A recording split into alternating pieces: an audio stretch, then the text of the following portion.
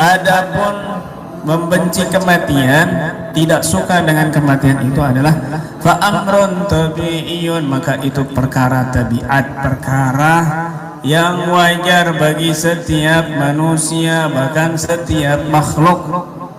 Kalau tentang mati itu mereka semua nggak suka, baik manusia, jin, ataupun makhluk-makhluk yang lainnya, binatang. Itu amrun tabi'i.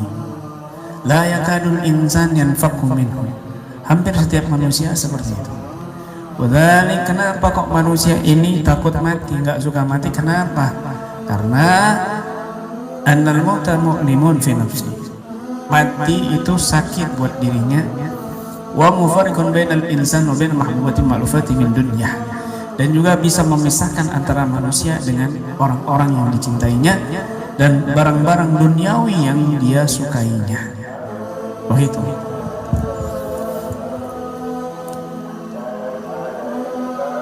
Tidak suka dengan kematian, wajar. Itu perkara tabi'i, tabiat. Sakit gigi, Masya Allah, dunia seperti kiamat. Sakitnya luar biasa. Baru giginya yang sakit. Akhirnya lebih baik sakit hati daripada sakit gigi. Lebih baik dia sakit hati daripada sakit gigi. Giliran dia sakit hati, lebih baik sakit gigi daripada sakit hati. Dibolak tidak sesuai fakta. Giliran hati yang sakit, mending saya sakit gigi daripada sakit hati. Giliran giginya yang sakit, mending saya sakit hati daripada sakit gigi. Itulah manusia. Sakit anggota tubuhnya saja terbakar, demam, kena paku, kena beling, sakit, panas. Baru sebagian kulitnya yang sakit, kita sebagai manusia sudah luar biasa merasakan sakitnya. Ini kematian. Setiap saraf dari tubuh kita itu merasakan kesakitan. Bahkan rambut ini, setiap helainya juga merasakan sakit. Jadi innalil maut sakarat kerabat, kata Nabi SAW. Kematian itu punya sakaratnya, sakarat. Dan juga karabat, ujian-ujian besarnya ketika mau mati itu luar biasa. Ya, sakitnya sakaratul maut itu dahsyat. Untung kita menjadi umat Nabi Muhammad sallallahu alaihi wasallam, sehingga sakitnya sakaratul maut itu sebagian ditanggung Nabi Muhammad sallallahu alaihi wasallam. Kalau enggak, mungkin kamu bisa menyaksikan di TV-TV, di jalan-jalan, gimana orang sakaratul maut sampai loncat-loncat, guling-guling, teriak-teriak, mungkin bisa sampai terbang. Kalau nggak ditanggung sakitnya sakaratul maut separuh. Sudah ditanggung separuh saja masih bisa merasakan sakitnya yang sangat luar biasa. Sampai Nabi itu berhenti sejenak, kemudian ambil air usap. Sampai Sayyidatuna Aisyah dan Fatimah Az-Zahra, ya karbata, ya abah, aduhai, sedih sekali rasanya melihat engkau wahai abah yang sedang sakarat. La karbata ba'da hadzal yaum, kata Nabi SAW, enggak ada kesusahan setelah ini. Tidak ada kesusahan setelah sakaratun. Nabi saja yang sempurna imannya masih bisa merasakan sakaratul maut, masih merasakan sakaratul maut gitu. Tapi dengarkan baik-baik di sini ya. Dan juga bisa memisahkan. Kenapa kau benci dengan kematian? Karena memisahkan antara manusia dengan kekasih-kekasihnya, dengan orang-orang yang dicintainya, dengan orang-orang yang tersayang, ya. nggak mau baru nikah 1 tahun atau baru nikah 1 minggu, tentu dia tidak mau berpisah dengan istri tercintanya, apalagi berpisah selamanya. Selama hidup di dunia, ya, maka ini dia akan hindari, tidak suka. Siapa yang ingin pisah dari orang tuanya? Siapa yang ingin pisah dari anaknya? Siapa yang ingin pisah dari istrinya? Siapa yang ingin pisah dari suaminya? Berpisah itu berat, sakit hati. Dan juga ma'lufatihi min dunya, segala apapun yang dia sukai daripada urusan dunia, kendaraan, rumah, siapa yang mau ninggalin? Secara mata zahir kita melihat rumah yang megah, nyaman, AC, melihat kuburan yang cuma berapa meter, kemudian kita miring tidur selamanya di situ. Secara mata zahir kita lebih baik di rumah. Bila perlu petinya itu dikasih spring bed, kipas angin, pesan sama orang, tolong nanti setiap jam sekian kipas anginnya hidupkan. Nanti matikan berapa menit aja, berapa jam, nanti hidupin lagi ya. Bila perlu alirkan AC ke kuburan saya. Dan tolong sediakan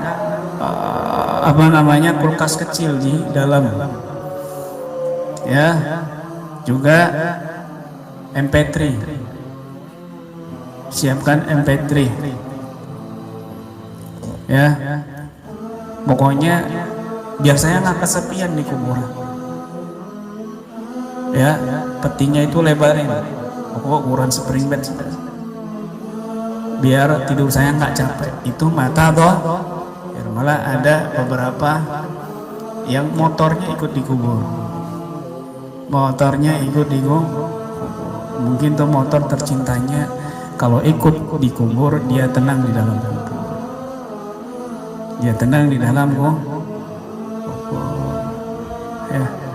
ya kena kepruk juga sama Munkar Nakir, hancur motornya. Nah, secara mata zahir melihat kuburan yang segitu tersiksa, padahal itu kan jasa,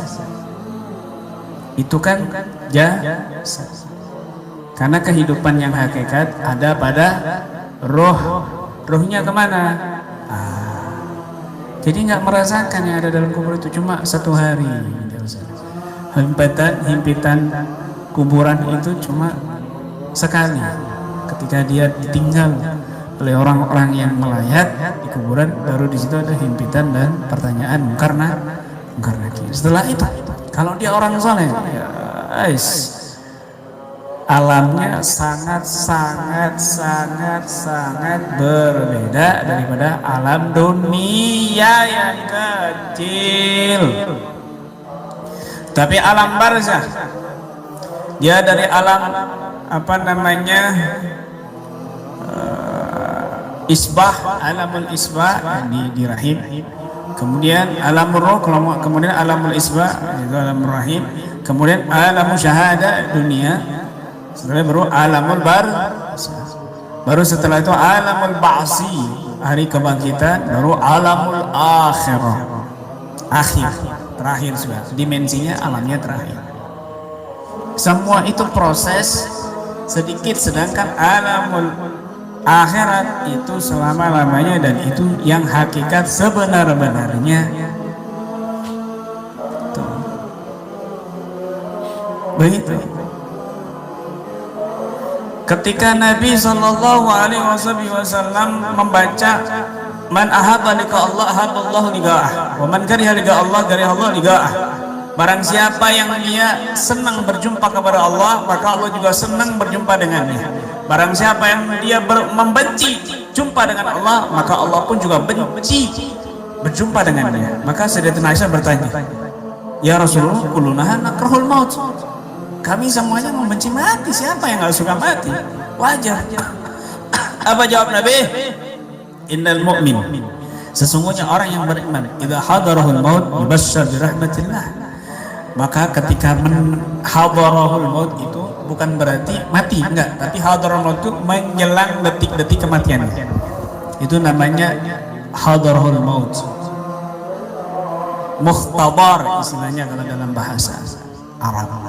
Ketika dia itu sekarat atau detik-detik kematian, hadarahul maut. Karena fi'il madi itu belum tentu menunjukkan hal yang telah berlalu. Ya, qad qamatis shalah, qad qamatis shalah, telah ditegakkan salat padahal belum salat. Kan begitu. Angkah tuka wazawatuka, telah aku nikahkan kamu dan aku kawinkan kamu. Loh, kan belum kawin, baru mau kah? Kenapa fi'il di angkah tuka wazawatuka? Kan belum nikah dia, kok sudah saya nikahkan kamu dan sudah saya kawinkan kamu. Kenapa nggak pakai fi'il mudhari? Kan begitu. Kihuka atau uzawwijuka, tapi ini pakai angkah tuka wa zawwatuka, pakai fi'il madhi. Qad qamatis shalah, telah berdiri salat, telah dilaksanakan salat padahal mau dilaksanakan. Artinya tidak semua fi'il madhi itu bermakna telah lampau, tapi ada fi'il madhi yang bermakna al-iradah, itu hendak atau akan, sama fungsinya dengan fi'il mudhari. Begitu. Idza hadarahul maut, jika telah datang kematian, bukan, maksudnya detik-detik kematian, mau mati, itu namanya idza hadarahul maut. Detik-detik mau mati, ya, yubasysyar bi rahmatillah.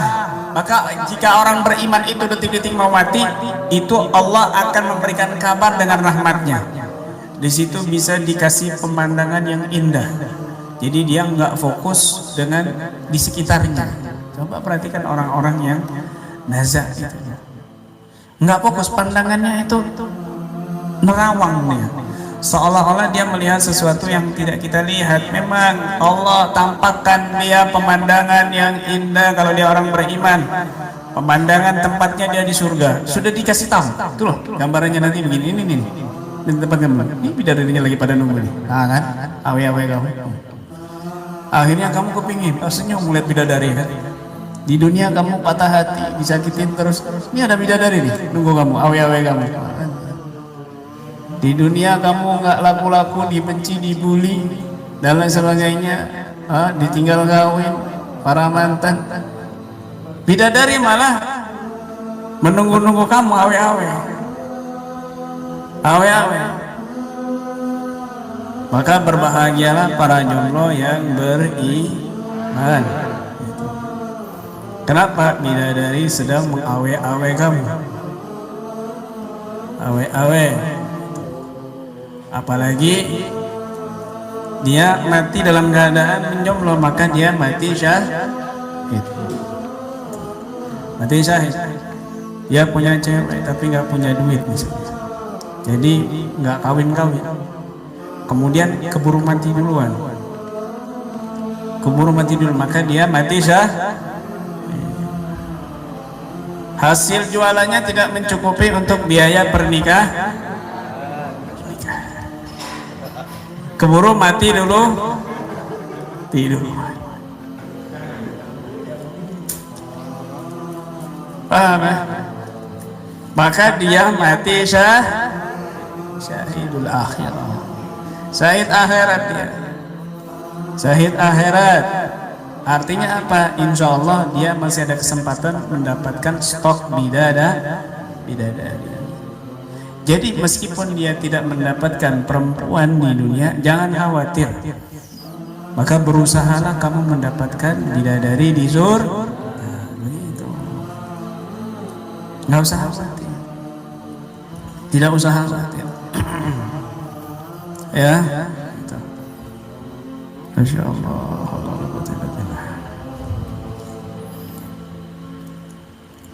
kalau Habib kan memang luar biasa. Beliau memang fokus pada keluarganya, nggak kepikiran perempuan sama sekali. Mikir, wajar, mikir, pasti mikir.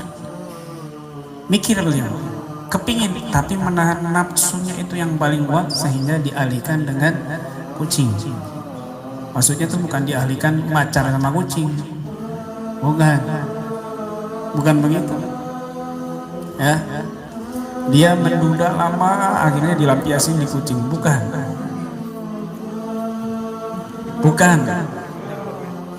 Tapi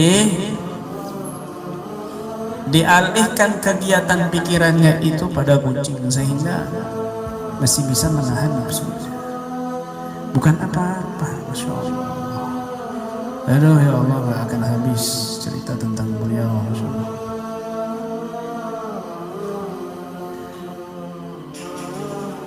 Dia melihat bidadari, melihat surga, sehingga dia itu senang, ingin mati. Itu orang beriman itu kan. Ini sakit, betul, sakit. Tapi Allah tampakkan surga, bidadari, kenikmatan-kenikmatannya, dan di situ mungkin ada orang-orang soleh yang sedang menjemput di situ, tersenyum. Jadi nggak merasa sakit sakaratnya itu. Berapa banyak kita saksikan orang meninggal itu biasa-biasanya. Kalau keluar itu wajar ya, itu suara ruh yang keluar. Kayak berupa angin itu keluar. Total semuanya, oksigennya keluar semua seperti itu. Nah,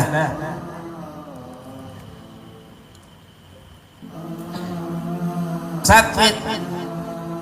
Ada yang pas sujud nggak bangun-bangun, nggak lemas badannya tapi tetap sujud, nggak sakit. Seketika itu Allah tampakkan. Ada yang lagi ceramah meninggal. Ya, saya kasih logika. Kenapa orang beriman kadang-kadang ya, ruhnya ini enggak, tapi jangan kamu suudzon sama orang yang sakaratul mautnya parah. Jangan. Kenapa? Karena kata Nabi SAW ya, Nabi Haddad juga mengatakan ada orang yang wafatnya sakaratul mautnya parah, tapi itu tahfifan minadz-dzunub, tahfifan lidunubihi lima'asihi fid dunya wali i'la'id darajat fil jannah. Ada dua. Orang sakaratnya itu parah, kamu jangan suudzon, oh ini orang su'ul khotimah. Jangan. Nabi juga sakarat kok. Nabi Musa itu ini diceritakan ya, ini ada hadisnya. Nabi Musa itu waktu didatangi malaikat maut mau cabut nyawanya, langsung dipukul saking sakitnya sampai keluar matanya, fa akhraja ainah, sampai keluar matanya malaikat maut, copot dipukul sama malaikat Nabi Musa. Ya kan? Mau ngapain kamu? Mau cabut nyawa kamu. Cabut nyawa saya. Emang sudah waktunya? Ya sudah lah Nabi Musa. Masa mau terus-terusan? Coba. Ternyata sakit. Langsung tempeleng. Sakit. Matanya copot. Akhirnya ngadu malaikat maut kepada Allah. Ya Allah, saya ditempeleng ya Allah, sampai copot mata saya. Ini gimana ini kekasihmu ini? Dicabut gak terima, sakit katanya. Emang sakit sakaratul maut, mau gimana lagi kan gitu. Akhirnya baru setelah itu Nabi Musa pasrah. Nabi Musa masih bisa merasakan sakitnya luar biasa, apalagi kita kan. Tapi Allah kasih keajaiban, coba kasih logika supaya kita paham. Ketika kamu kecelakaan misalnya, ketabrak, nah itu kamu selamat, masuk rumah sakit. Tidak lama, 1 minggu kamu siuman sadar. Coba kamu tanya ini ya. Coba, saya ingin tanya sama kamu, detik-detik kamu kecelakaan itu sampai guling-guling, kemudian keserempet, tabrak, kena aspal kepala kamu, keseret motor, mobil, itu gimana rasanya? Nggak ngerasain. Dan bahkan kecelakaannya pun dia lupa. Itu pas taunya pas mendekati kecelakaan, pas nabrak. Kalau kecelakaan pasti. Kalau sampai mati itu ruhnya juga bingung. tiba-tiba saya di luar, di mana ya kan? Pasti lihat jasadnya, oh kok ada jasad saya? Oh berarti saya mati. Mau balik nggak bisa? Tidak bisa. Dan dia nggak tahu caranya balik. Memang nggak bisa. Baru malaikat turun, bawa dia. Dia mati tenggelam pun di laut paling sebentar doang. Sudah. Kalaupun dia ada yang nyelamatin, kemudian dia hidup lagi, ditanya gimana rasanya waktu kamu tenggelam? Enggak akan bisa dia cerita. Dia lupa sudah. Dia lupa. Kalaupun sampai mati pun dia juga bingung. Gimana ya kok saya bisa tenggelam? Baru malaikat bawa. Ditanya sama malaikat di tempat khusus. Siapa tuh? Jadi alam barzah itu bukan alam kubur. Orang yang matinya ditenggelamkan, orang yang matinya tenggelam, orang yang matinya kebakaran, orang yang matinya dibakar, berarti nggak ada pertanyaan mungkar nakir. Ya bukan begitu. Alam barzah itu bukan alam kubur saja. Orang yang mati tenggelam tetap dia itu ditanya malaikat mungkar nakir. Nggak bisa kamu bayangkan kayak apa, tempatnya di mana, nggak usah dibayangkan. Alam barzah itu alam barzah gitu. Dan ketika orang beriman mendekati mati, maka yubasyar bi adzabillah, Allah akan kasih kabar dia dengan azab Allah. Makanya mukanya itu apa namanya, kayak nggak ridho gitu. Mukanya itu kayak ketakutan matinya mukanya. Makanya dia ini apa namanya, melihat, kasih lihat tempatnya dia di neraka, siksaan-siksaan yang akan dia dapati, sehingga dia ini nggak suka ketemu Allah. Maka saat itu pun Allah tidak suka. Tapi orang yang beriman dikasih kabar dulu, sehingga dia suka, ingin cepat-cepat ketemu Allah, maka Allah akan suka berjumpa dengan dia. Kita lihat ya wajahnya Habib ya, senyum ya, Masya Allah. Kayak tidur senyum, nggak ada rasa apa, hilang beban, tidak, seolah-olah tidak merasakan ada beban sedikit pun, dan tersenyum, Masya Allah ya. Tapi perkara yang bagi orang yang beriman, annahum yuhibbunal maut, mereka ini mencintai kematian, menyukai kematian. Kenapa? Lima fihi min nikaillah, karena dia ingin ketemu Allah, wal masir ila daril akhirah baqiyah, dan menuju kepada akhirat yang kekal abadi, dan keluar daripada dunia dari segala macam fitnah dan ujian. Begitu. Wa yakrahunal maut bin nafsi wat tabaq, dia ini membenci, nggak suka kematian, ini wajar dari sisi karakter aja, tabiat, yaitu rasa sakit. Semua orang beriman, nabi, wali, semua juga tidak suka merasakan sakit kematian. Sakit biasa aja kadang-kadang ngeluh, aduh gitu. Orang yang beriman ya, orang beriman, apalagi orang seperti kita. Tetapi kata wa kullama kana al-iman aqwa, dan saat imannya lebih kuat, kana tilkarahiyah aqal, maka kebencian kepada kematian lebih sedikit. Wa muqtadat al-af, sehingga kebencian secara tabiat juga lemah. Wal aqas bil aqas. Tapi sebaliknya, kalau imannya dia lemah, maka dia akan rasa benci kematian lebih kuat daripada menyukai kematian. Gitu. Jadi, tapi ada juga yang membenci kematian karena gangguan gaib. Benci kematian karena gangguan. Ciri-cirinya apa? Ciri-cirinya dia nggak semangat ibadah. Dia tidak semangat beribadah. Atau dia suka kematian. Jadi karahiyatul maut itu ada yang apa? Ada yang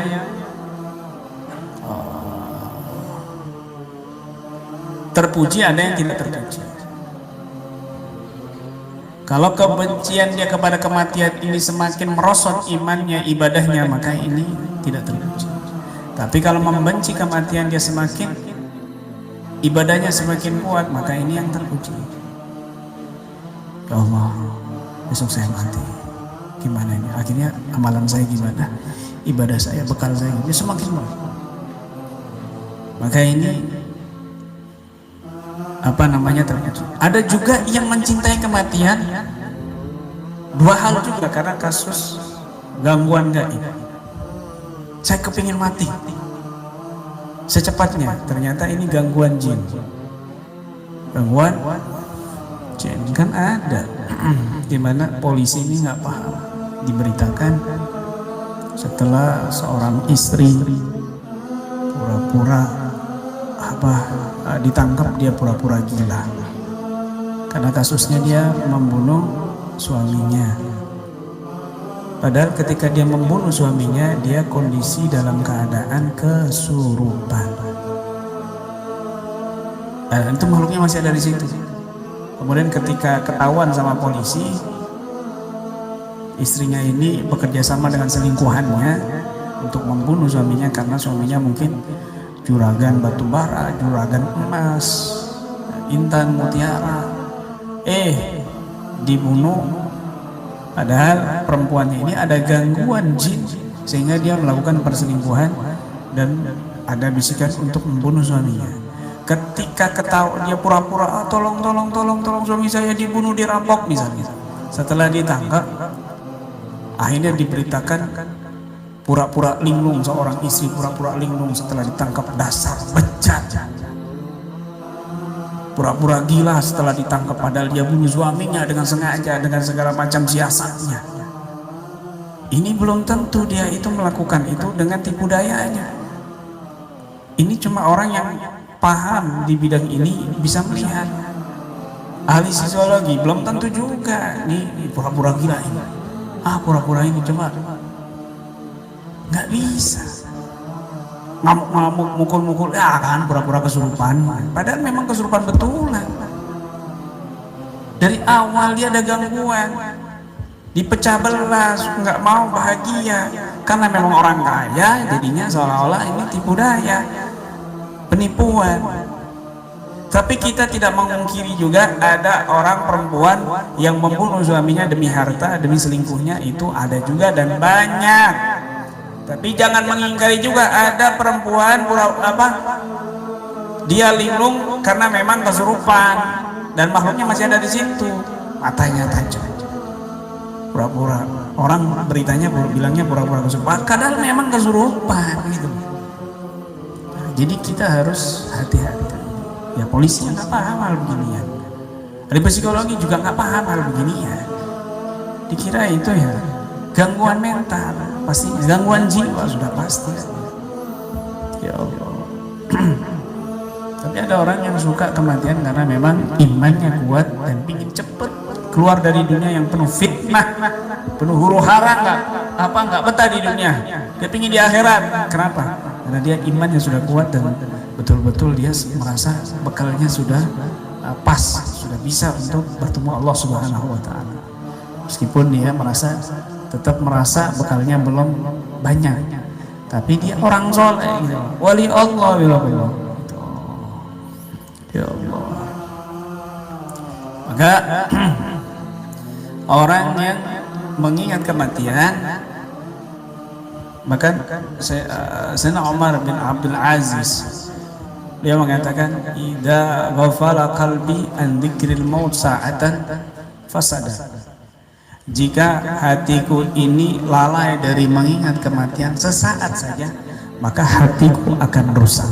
Hatiku akan rusak. Itu Sayyidina Umar bin Abdul Aziz, khalifah yang kelima. Dan orang yang mengingat kematian, banyak mengingat kematian, Allah akan anugerahkan 3 perkara. Yang pertama, ta'jilut taubah, dia akan segera bertaubat. Ya, dia akan segera bertobat.